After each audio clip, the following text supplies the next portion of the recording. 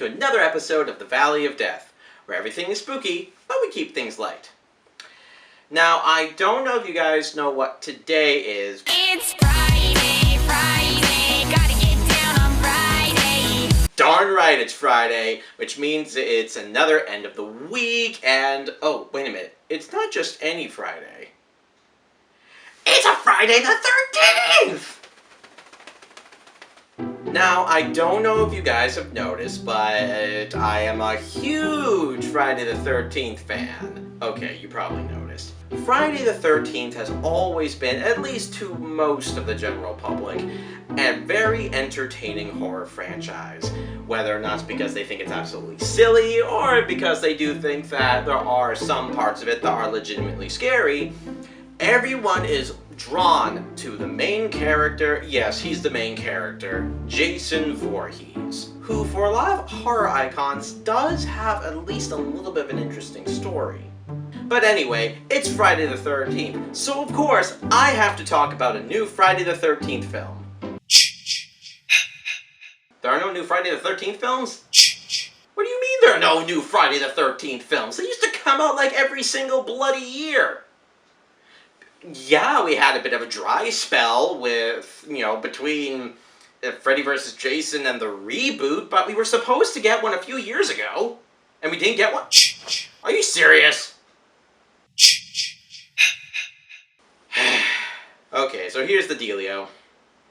So, Friday the 13th is under very interesting circumstances at the moment. Currently, the owner of Friday the 13th, Sean Cunningham, and the writer of the first movie, Victor Miller, are basically in a huge big legal dispute under Victor Miller owning basically a good portion of the rights to the franchise and whatnot. There are a lot of really sticky situations in this whole thing, and I'm not really going to go ahead and talk about who's right, who's wrong, and anything. But the sad thing is that Friday the 13th fans are being incredibly hurt by this legal dispute. From content being cancelled in the Friday the 13th video game, to a movie being made, to just a whole bunch of stuff. Even the NECA toy line is no longer able to make any more Jason Voorhees or Friday the 13th stuff because of this legal dispute. If anyone's hurting, it's the fans. And it's a really sad thing because it's kind of odd just how big Friday the 13th really is. So, if no one's going to go ahead and make a Friday the 13th film, who better to make a Friday the 13th film than the fans themselves? Now, fan films are nothing new. They've been over the internet for years, such as fan films from Star Wars, Star Trek, DC, Marvel. There are fan films just about covering everything. But most recently, Friday the 13th has been getting a lot of buzz around their fan films. Just because, honestly, they're pretty dang good and very polished. It's very interesting just how good some of these fan films, are turning out to be. Some of them, a lot of them have not been released yet, but just by the trailers alone, a lot of them look like, don't get me wrong, the movies will, in many manners of speaking, be better than these fan films, but it's a little bit weird just how much effort and quality has been put into these fan films. And one of the ones that we're going to talk about in particularly today is Never Hike Alone, a Friday the 13th fan film.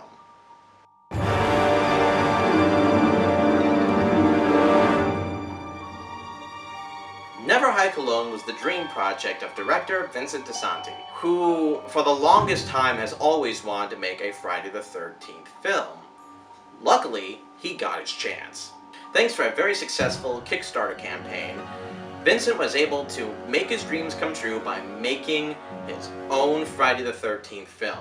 Granted, it is a fan film, so obviously it's not canon, but apparently a lot of Friday fans got behind this movie and basically wanted it to be canon. That's how good, apparently, this movie is. Never Hike Alone got so much praise from the fan base. I haven't really seen this much praise in a fan film since, honestly, many of, like, the Star Wars fan films that were being made. Now, you probably noticed, but I have a physical copy of Never Hike Alone.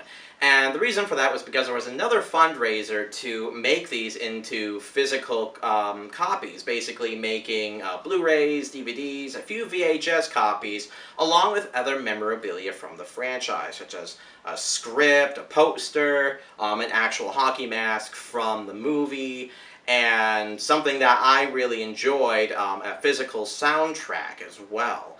And all the proceeds went to making these, as well as going to charity. So I couldn't help but honestly be a backer for this. The movie, in my opinion, was, not to give away any spoilers, but I freaking loved it. Yeah, that's probably a huge spoiler. But honestly, you're going to see why very soon. So, I am incredibly excited to talk about another Friday the 13th film. Yes, Jason is incredibly excited too. And I don't blame him, he hasn't had a movie since 2009. Yes, Jason, it's incredibly criminal that you haven't gotten a movie for that long.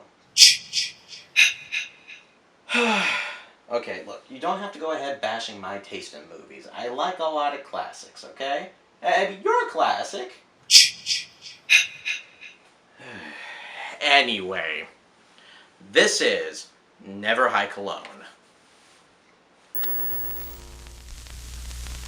The first thing to talk about Never Hike Alone is, honestly, the cinematography. It is pretty dang stellar. This is something that I was not honestly expecting from a Friday the 13th movie. Don't get me wrong, Friday the 13th has had some good moments of cinematography throughout the franchise, but they never had anything that was really this pretty. And I do not mean that in a negative way at all. There are several moments later in the film where, even in the horrifying moments, the cinematography is pretty dang stellar, and I will bring them up as they come along. We're introduced to our main character, Kyle, who has a vlog on, what else? Hiking. Now this is something I want to talk about before we dive deeper into the film. The movie is a mixture of kind of like the whole found footage genre mixed in with basically things happening in real time. It is a little bit interesting. Now, I don't know if you guys recall, but earlier when Friday the 13th was in talks to be made again, or remade, or whatever the heck stage it was in this time, there was a lot of talk that the movie was actually going to be a found footage movie.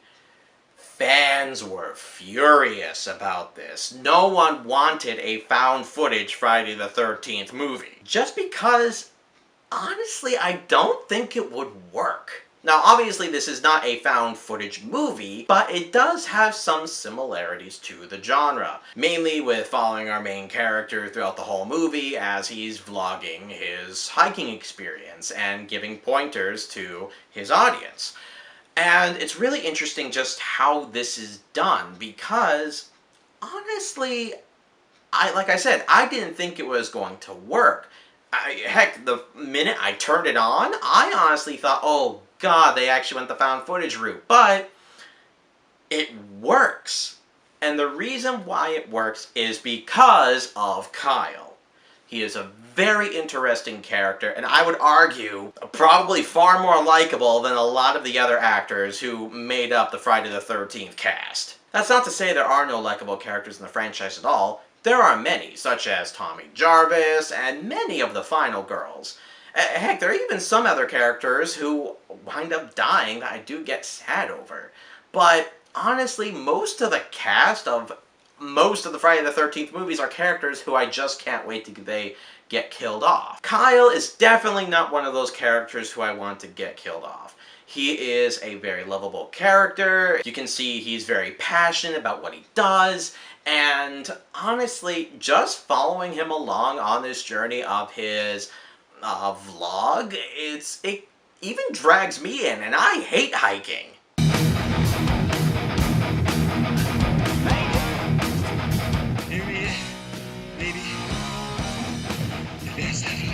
Eventually, we cut to a scene where Kyle is basically getting ready for bed. He's in his tent. He's talking about some more of his tools and stuff, when he does hear a very suspicious noise outside. Oh, it's a pack of coyotes. 6, maybe 8. Okay, they're just wolves. But this is actually when crap starts to go down.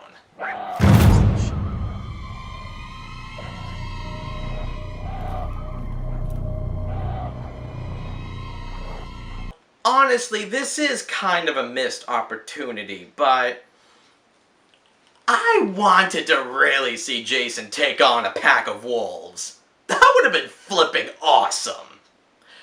Don't get me wrong, I completely understand why they were not able to do that, as there's a lot of things that you have to go through when it comes to filming animals. There's a lot of other paperwork, and there's a lot of stuff. And I completely understand why they weren't able to do it. And although, like, in my heart it's a missed opportunity, I understand why they couldn't do it. This moment really does start to add the tension. We kinda know who the wolves are probably fighting against, but there's still a little bit of mystery surrounding it. There's tension, and we have not seen the character yet. That is one of the masterful things about this movie. In all the Friday the 13th movies, minus 2, technically, when stuff starts to go down, we've already seen Jason. We've seen at least some part of his figure and some manner of speaking, even if his face is hidden behind the camera. And he does start going on his killing spree, and you see the people getting killed.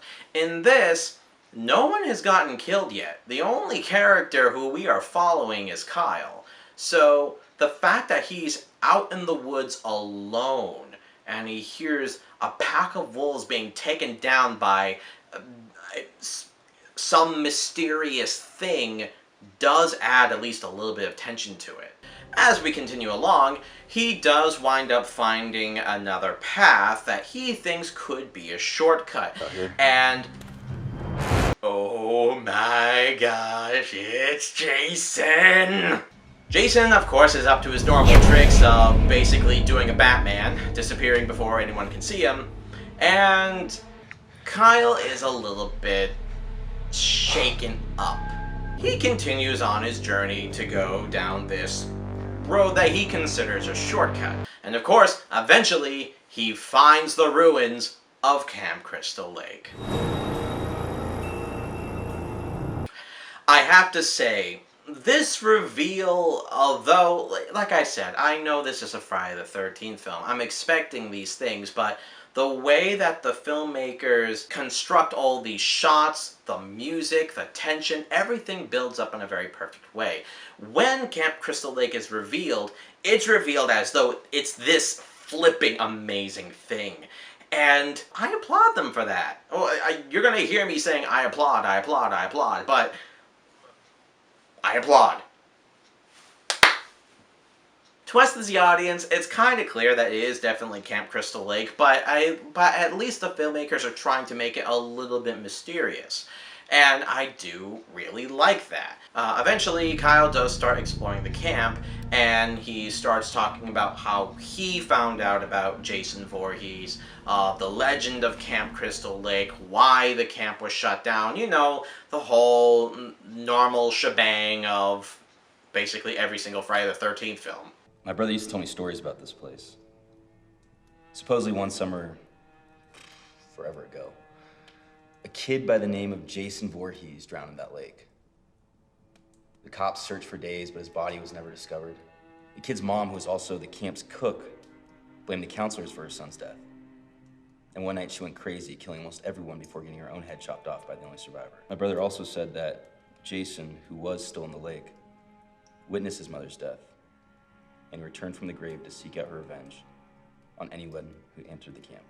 You know, we always need a recap of sorts, just of the franchise as a whole. Once again, it's done pretty well because it's him talking to us as an audience, and, we feel like we're a part of this story in many regards, which is another reason why I think you start to like Kyle. You feel like you're friends with him. This is something that, honestly, a lot of YouTubers get. We go on these journeys with all of these other YouTubers. We feel like we can, in some manner speaking, get to know them. Maybe not, we don't, fully know them or are friends or anything like that, but we do feel like watching vlogs or other movie reviews or stuff like that. We feel like we kind of know these people. It's in the same regard with Kyle. We feel like we're on this adventure with him. He's exploring the woods. He's talking about all these hiking things that interest him, that would maybe interest us if we were to go on this hiking trip later down the road. Or in manner of speaking, he's just a very friendly character, and we're kind of getting to know him and whatnot.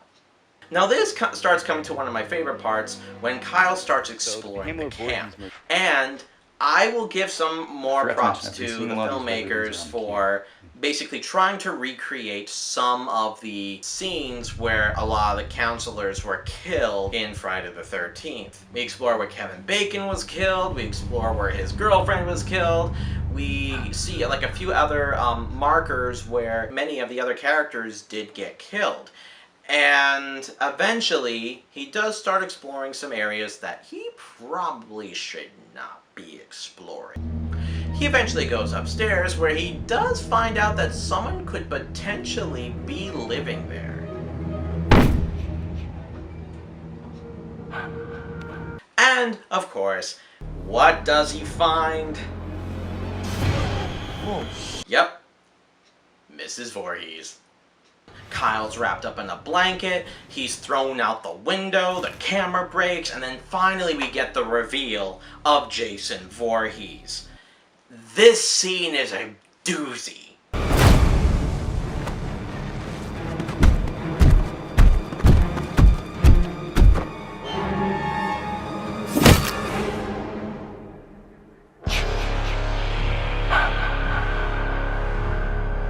Kyle does go toe-to-toe with Jason, and obviously Jason's putting up a far better fight than Kyle, no offense.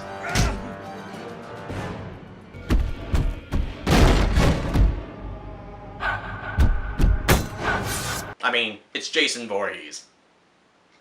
Kyle is severely injured, but he does escape, only to make this very heart-wrenching message to not only his fans, but to his family. If someone finds this, can you just give it to my parents when I tell them so? Hey,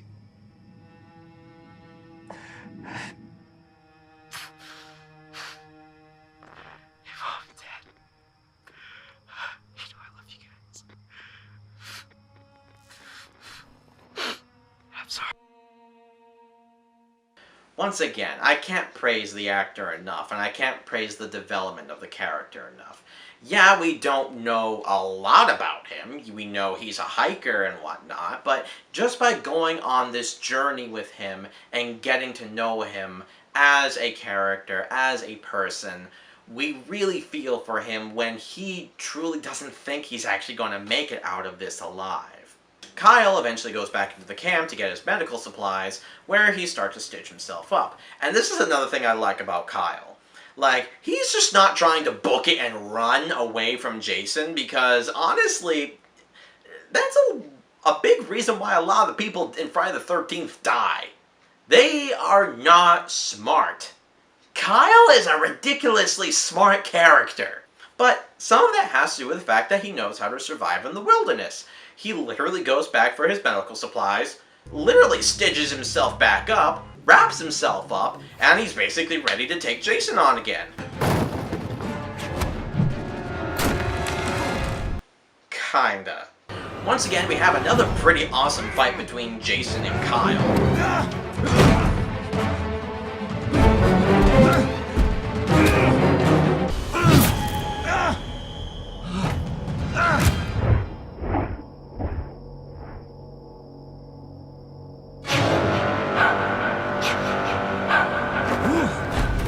And once he's taken down again, he hides, stitches himself back up again, and he's good to go again. I mean, is it a little bit unrealistic how he's able to just, get up and go? Maybe. But we're talking about a freaking undead zombie who wields a machete and wears a hockey mask. And we have another really great fight between Kyle and Jason where we think that both of them might have gotten killed, but then Kyle gets up. As it turns out, he was not fully stabbed, and I kind of really like this trope where a book or something, protects your heart from getting killed. It's a trope that's used a lot, but it's pretty funny, and I'm happy that it was used here, especially since it's a survival guide. He survived. Once again, even though it's a trope, I like it. Kyle thinks the nightmare to be over as he starts to get up and run. When he does once again feel a little bit uncomfortable, he turns around and who should get up again but Jason. Then he basically does the smartest thing and just books it.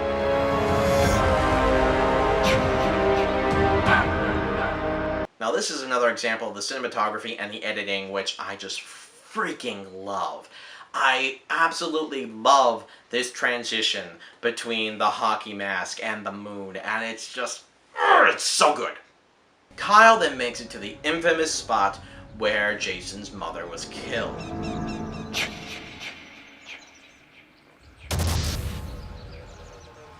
Only to get basically the main jump scare that we get in all of these movies. Jason jumping out of a lake and then killing the main character.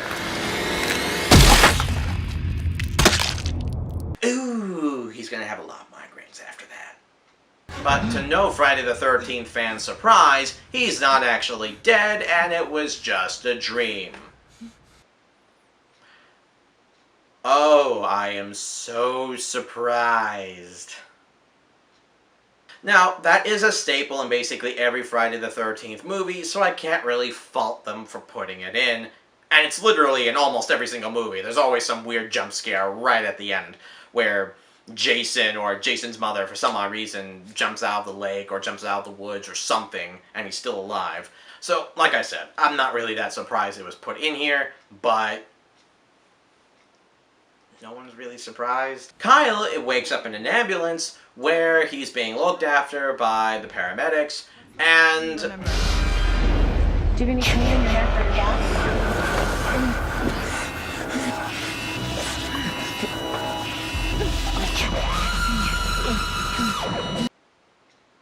what the hell? Movie, fool me once with dream sequence, shame on you. Fool me twice? Especially with it being this trippy? To say that the sequence comes out of nowhere, especially since we're so used to having only one jump scare, is very odd. But still, it kind of almost makes Jason an even bigger character in a very odd way.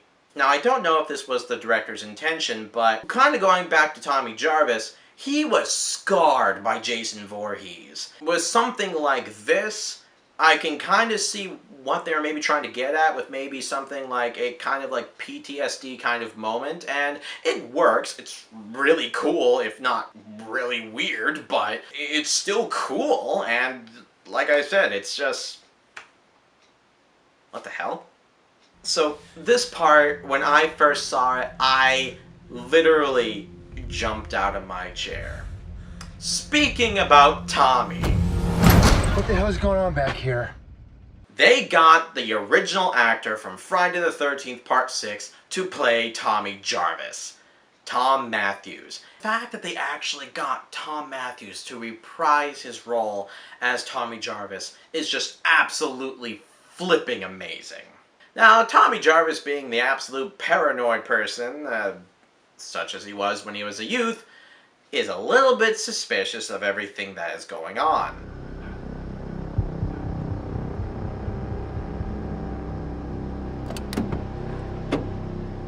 Tommy tries to call for help when Son of a bitch. I knew it. who else should show up but, say it with me now, that's right, it's Jason. Now, obviously Tommy starts making a little bit of fuss when one of the paramedics goes to check up on him. He goes to check things out, only to be killed, and then the last paramedic, of course, follows the same fate as basically anyone else who enters a Friday the 13th film, and all we're left with is Kyle and Jason. Kyle is stuck to the bed, but... Hey, Meganhead! Remember me, asshole? Ooh, it feels good to hear him say that. Tommy and Kyle drive off into the night with Jason hot on their heels. And that is where the movie ends.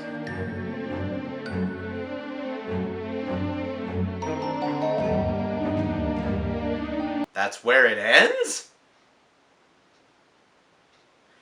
Well, gosh darn it, I want more! Never Hike Alone is not only a good fan film, it is a good film.